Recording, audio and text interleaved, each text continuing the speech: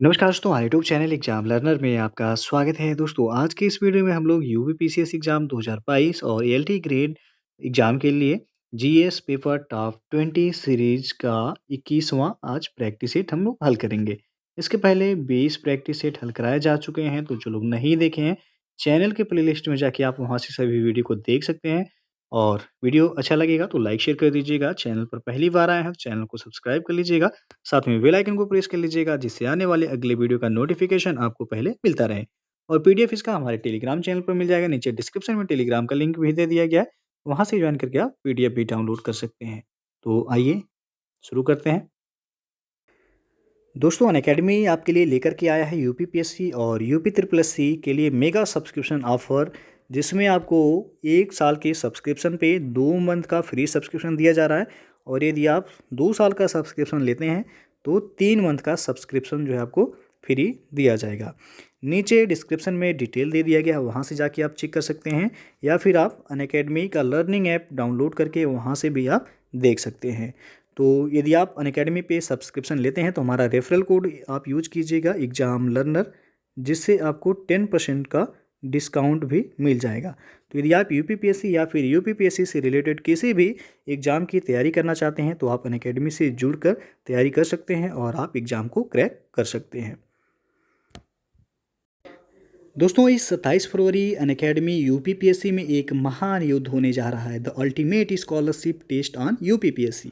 एक दिलचस्प scholarship test जहां आप अपने दोस्तों को अनअकैडमी कॉम्बैट में भाग लेने के लिए चुनौती दे सकते हैं और यूपीपीएससी के लिए भारत की सबसे बड़ी स्कॉलरशिप परीक्षा में उनके साथ लाइव कंपटीशन कर सकते हैं। यह पूरी तरह से फ्री टेस्ट है, तो बिना देर किए जल्द से जल्द इनरोल करें और हमारा कोड एग्जाम लर्नर EXAMLEARNER का यूज करें।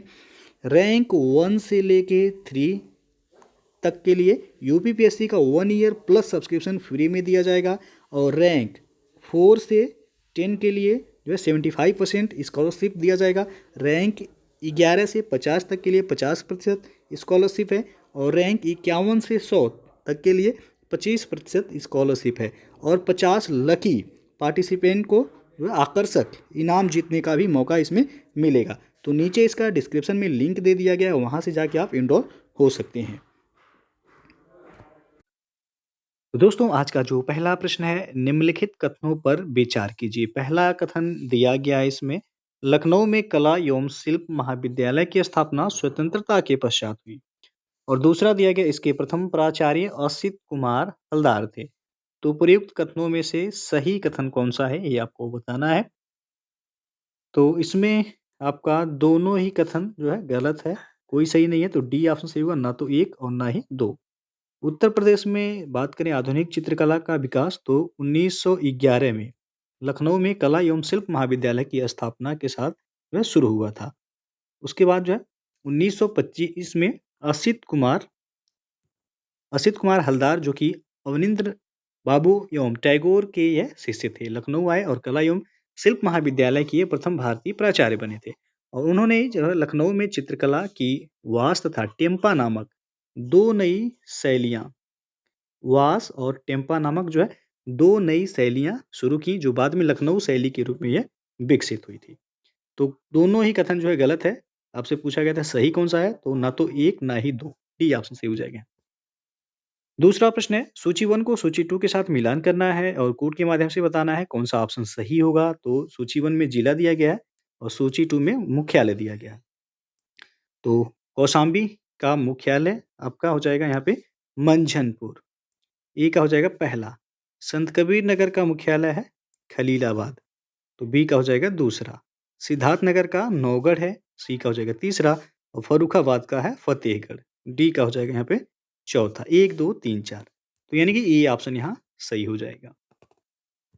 अगला क्वेश्चन देखते हैं, उत्तर प्रदेश के कितने जिलों को राष्ट्रीय राजधानी क्षेत्र, जिसे एनसीआर कहते हैं, एनसीआर में सम्मिलित किया गया है।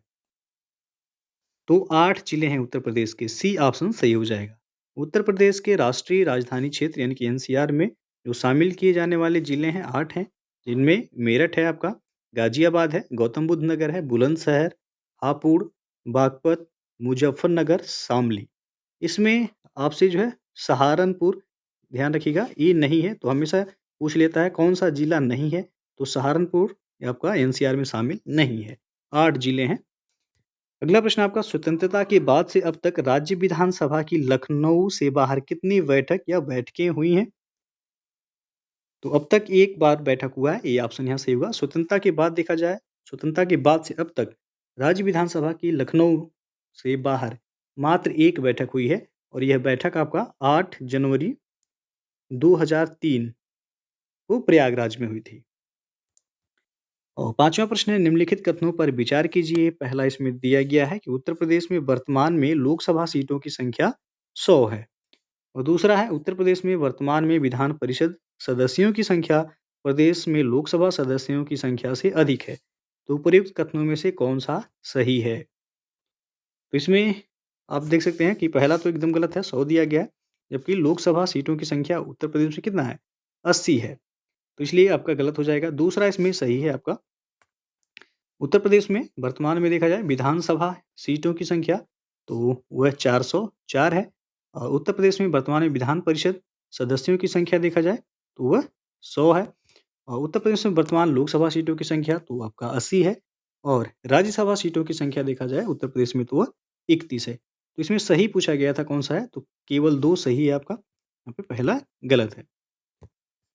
और छठवां प्रश्न है, उत्तर प्रदेश में न्यायिक अनुसंधान एवं प्रशिक्षण केंद्र कहाँ स्थित है? तो ये आपका लखनऊ में, डी ऑप्शन यहाँ पे सही हो जाएगा, और इसकी स्थापना हुई थी 1986 में। सातवां क्वेश्चन है, निम्नलिखित कथनों पर विचार कीजिए। पहला इसमें दिया गया है कि उत्तर प्रदेश में पारिवारिक न्यायालय की शुरुआत 1984 में की गई थी, और दूसरा दिया गया उत्तर प्रदेश में श्रम न्यायालयों की संख्या 20 है। तो उपर्युक्त कथनों में से कौन सा सही है? तो इसमें दोनों ही सही हैं, आपका सी ऑप्शन सही होगा, 1 और 2 दोनों। पारिवारिक मामलों के लिए उत्तर प्रदेश में पारिवारिक न्यायालय की शुरुआत 1984 में की गई थी, और उत्तर प्रदेश में श्रम न्यायालयों की संख्या देखा जाए तो 20 है, तो दोनों यहाँ पे सही हो जाएगा। आठवां क्वेश्चन है, लोकगीत कजरी कजरी के संदर्भ में निम्नलिखित कथनों पर विचार कीजिए। तो पहला इसमें दिया गया यह विरह का गीत है कजरी, और दूसरा दिया गया इसकी उत्पत्ति मिर्जापुर में मानी जाती है। तो कौन सा सही है यहाँ पे? यहाँ पे आपका पहला तो गलत है, विरह गीत नहीं है कजरी, और इसकी उत्पत्ति मिर्जापुर में मानी जाती है, ये आपका सही है। तो सही कथन पूछा गया था, तो केवल 2 सही है। कजरी आपको बता दें कि ये वर्षा ऋतु का लोकगीत है, इसकी उत्पत्ति मिर्जापुर में मानी जाती है, और मिर्जापुर में विंध्यवासिनी देवी का जन्मोत्सव कजरी पर्व के रूप में भी मनाया जाता है। और कजली उत्सव एक होता है उत्तर प्रदेश का, ये महोबा से रिलेटेड है। तो कजली और कजरी दोनों में जो है अंतर है, कजरी होगा तो मिर्जापुर से इसका संबंध हो जाएगा, और कजली पूछा जाएगा कजली तो ये आपका महोबा से संबंधित है। और 9वां क्वेश्चन है, निम्नलिखित कथनों पर विचार कीजिए। पहला इसमें दिया गया उत्तर प्रदेश में कुल जनसंख्या में कार्यशील जनसंख्या का प्रतिशत 32.9% है। दूसरा है उत्तर प्रदेश की कुल कार्यशील आबादी में कृषक 50% से अधिक हैं। तो उपर्युक्त कथनों में से कौन सा सही है? तो इसमें पहला तो सही है कि जनगणना 2011 के अनुसार देखा जाए तो उत्तर प्रदेश में कुल जनसंख्या में कार्यशील जनसंख्या का प्रतिशत तो आपका 32.9% है। तो पहला तो आपका सही है यहाँ पे। तो जो है दूसरा जो दिया गया उत्तर प्रदेश की कुल कार्यशील आबादी में कृषक 50% से अधिक हैं, तो ये आपका जो है गलत है। 50% नहीं, उत्तर प्रदेश की कुल कार्यशील आबादी में कृषक जो है 29% हैं। दूसरा गलत हो जाएगा, सही पूछा गया था केवल एक, यानी कि ए ऑप्शन यहाँ पे सही होगा। 10वां क्वेश्चन है आपका, उत्तर प्रदेश की स्लम आबादी में साक्षरता कितने प्रतिशत है? तो स्लम आबादी में साक्षरता 69% है, डी ऑप्शन सही हो जाएगा। यदि उत्तर प्रदेश की ओवरऑल साक्षरता की बात करें तो 67.7% है। यदि जो है आपका महिला साक्षरता देखा जाए 57.2% है, और पुरुष साक्षरता 77.3% है। तो ये पॉइंट जो है याद रखिएगा। 11वां क्वेश्चन है, निम्नलिखित कथनों पर विचार कीजिए। पहला दिया गया म्यांमार में स्थित सितवे बंदरगाह का संचालन प्रारंभ करेगा, और दूसरा यह किसी दूसरे देश में पहला बंदरगाह होगा जिसका संचालन भारत करेगा। तो उपरोक्त कथनों में से कौन सा सही है? तो इसमें जो पहला दिया गया कि म्यांमार में स्थित सितवे बंदरगाह का संचालन जो है प्रारंभ करेगा। दूसरा यहाँ पे गलत है कि यह किसी दूसरे देश में पहला बंदरगाह होगा जिसका संचालन भारत करेगा। म्यांमार में स्थित सितवे बंदरगाह का संचालन भारत अगले वर्ष की जो है पहली तिमाही से शुरू कर देगा और यह किसी दूसरे देश में दूसरा बंदरगाह होगा जिसका संचालन जो है भारत करेगा। तो यहाँ पे पहला दिया गया इसलिए गलत हो जाएगा। पहला जो हुआ है वो ईरान का चाबहार बंदरगाह है, इसका संचालन भारत कर रहा है। तो यहाँ पे आपका केवल एक यानी कि ये ऑप्शन सही हो जाएगा। 12वां प्रश्न है, मुख्यमंत्री कन्या सुमंगला योजना के संदर्भ में निम्नलिखित कथनों पर विचार कीजिए। पहला दिया गया, इसके अंतर्गत उत्तर प्रदेश सरकार बेटियों के जन्म पर पात्र लाभार्थियों को उनके जन्म से लेकर स्नातक की पढ़ाई तक 15,000 रुपए की राशि प्रदान करेगी। दूसरा है, यह राशि 3 किस्तों में प्रदान की जाती है। तो कौन सा सही है इसमें? तो इसमें पहला तो सही है, दूसरा गलत है। मुख्यमंत्री कन्या सुमंगला योजना के अंतर्गत उत्तर प्रदेश सरकार जो है बेटियों के जन्म पर पात्र लाभार्थियों को उनके जन्म से लेकर के स्नातक की पढ़ाई तक 15,000 रुपए की राशि प्रदान की जाती है और यह राशि 3 किस्तों में नहीं बल्कि 6 किस्तों में प्रदान की जाती है। और इस योजना के अंतर्गत देखा जाए तो 2021 में जो है करीब 16,000 बेटियों को लाभ पहुंचाने का लक्ष्य भी निर्धारित किया गया है। तो सही आपसे पूछा गया है, केवल एक सही होगा, ए ऑप्शन यहाँ पे। अगला क्वेश्चन है, हाल ही में किस देश की अंतरिक्ष एजेंसी ने अंतरिक्ष यात्री कल्पना चावला के नाम पर एक वाणिज्यिक अंतरिक्ष यान लॉन्च करने की घोषणा की है? तो वह अमेरिका, बी ऑप्शन यहाँ पे सही हो जाएगा। नासा ने भारतीय मूल की दिवंगत अंतरिक्ष यात्री कल्पना चावला के नाम पर एक वाणिज्यिक अंतरिक्ष यान लॉन्च किया। और 14वां क्वेश्चन है, हाल ही में ग्राम दर्शन पोर्टल किस राज्य के द्वारा लॉन्च किया गया है? तो ये हरियाणा के द्वारा लॉन्च किया गया है, डी ऑप्शन यहाँ पे सही हो जाएगा। 15वां क्वेश्चन है, उत्तर प्रदेश बजट 2021 के संदर्भ में निम्नलिखित में से कौन सा कथन सत्य नहीं है? तो इसमें पहला जो दिया गया बजट का आकार 5,50,270.78 करोड़ है, बिल्कुल सही है। और यह बजट जो है 22 फरवरी 2021 को पेश किया गया था। उसके बाद दूसरा दिया गया है, यह पिछले बजट की तुलना में 137.410 हजार करोड़ अधिक है। ये आपका गलत हो जाएगा। यह पिछले बजट की तुलना में देखा जाए तो 37.410 हजार करोड़ अधिक है, ना कि 137। दूसरा यहाँ पे गलत हो जाएगा। तो आपसे पूछा गया था सत्य नहीं है कौन सा, बी ऑप्शन सत्य नहीं है। सी जो दिया गया, यह राज्य का पहला पेपरलेस बजट भी है, बिल्कुल सही है। और यह यूपी के इतिहास का सबसे बड़ा बजट भी था। तो बाकी सभी सही हैं, बी ऑप्शन यहाँ पे सही नहीं है। अगला क्वेश्चन है, उत्तर प्रदेश सरकार की एक जिला एक उत्पाद यानी कि one district one product ODOP के संदर्भ में निम्नलिखित कथनों पर विचार कीजिए। पहला दिया गया, यह योजना 2015 में प्रारंभ की गई थी। दूसरा है, इसके अंतर्गत 5 वर्षों में स्थानीय कारीगरों और उद्यमियों को 50,000 रुपए प्रदान किए जाएंगे। तो उपरोक्त कथनों में से कौन सा सही है? तो इसमें आपका जो है दोनों ही गलत हैं। तो ऑप्शन डी सही हो जाएगा, ना तो 1 और ना ही 2। उत्तर प्रदेश सरकार ने एक जिला एक उत्पाद योजना 24 जनवरी, इसका डेट याद रखिएगा, पूछा था 24 जनवरी 2018 को यह लॉन्च किया गया था। इसके बाद इस योजना से राज्य भर में लगभग लाखों बेरोजगार उम्मीदवारों को नौकरी के अवसर भी जो है प्रदान होंगे। इस योजना के अंतर्गत यूपी सरकार आने वाले 5 वर्षों में स्थानीय कारीगरों और उद्यमियों को 25,000 रुपए न कि 50,000 रुपए जो है प्रदान करेगी। तो दोनों ही गलत हैं, इसलिए आपका डी ऑप्शन यहाँ पे सही होगा, ना तो 1 और ना ही 2। और एक जिला एक उत्पाद योजना राज्य के सकल घरेलू उत्पाद यानी कि GDP का 2% तक जो है यह बढ़ जाएगी। अगला क्वेश्चन आपका, हाल ही में सब्जियों के लिए आधार मूल्य निर्धारित करने वाला देश का पहला राज्य कौन बना है? तो यह केरल, बी ऑप्शन सही हो जाए। केरल सब्जियों के लिए आधार मूल्य निर्धारित करने वाला देश का पहला राज्य बन गया है। और 18वां क्वेश्चन है, बांध पुनर्वास और सुधार परियोजना के संदर्भ में निम्नलिखित कथनों पर विचार कीजिए। पहला दिया गया, इसमें इसका उद्देश्य पूरे देश के कुछ चयनित बांधों की सुरक्षा और परिचालन में सुधार करना है। दूसरा है, यह योजना संयुक्त राष्ट्र से सहायता प्राप्त है।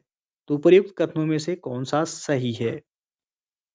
तो यहाँ पे आपका पहला जो दिया गया वो तो सही है, दूसरा गलत है, तो ए ऑप्शन सही होगा, केवल ए।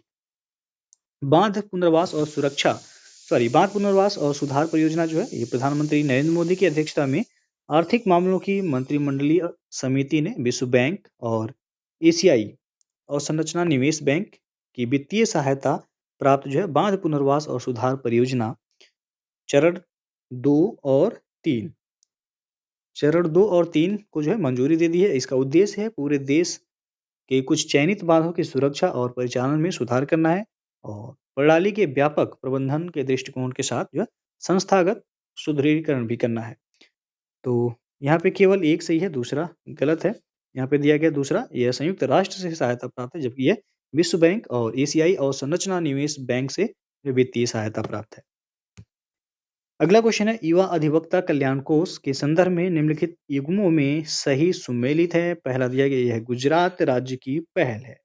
दूसरा है, वकीलों को 2 साल के लिए 3,000 रुपए की मासिक वित्तीय सहायता प्रदान करता है जो कि लॉ कॉलेजों से निकलते हैं।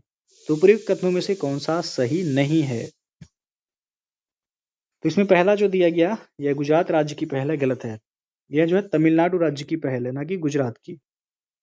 तो पहला तो गलत है, दूसरा सही है। तो आपसे पूछा गया था कौन सा सही नहीं है, तो केवल एक सही नहीं है, ये ऑप्शन यहाँ पे सही हो जाएगा। अगला क्वेश्चन आपका, हाल ही में किस देश के व्रोकला शहर के एक चौक का नाम कवि हरिवंश राय बच्चन के नाम पर रखा गया है? तो है पोलैंड, डी ऑप्शन सही हो जाएगा। पोलैंड के व्रोकला शहर के एक चौक का नाम हरिवंश राय बच्चन के नाम पर रखा गया है। हरिवंश राय बच्चन को 1976 में हिंदी के प्रति उनकी सेवा के लिए पद्म भूषण से भी नवाजा गया था और उनका निधन हुआ था 2003 में।